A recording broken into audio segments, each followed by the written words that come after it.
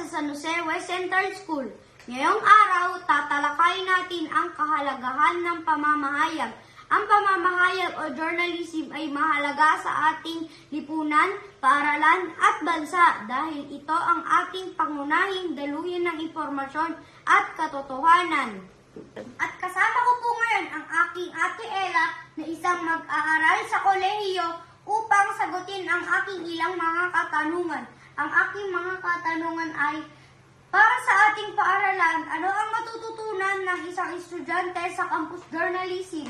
Matututunan nila ang etika ng pamamahayag, responsibilidad sa pagbabalita at kahalagahan ng malayang pamamahayag.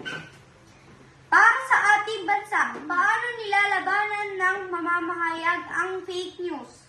Nilalabanan nila ito sa pamamagitan ng fact-checking, paglalabas ng tumpak na impormasyon, at pagtuturo sa publiko.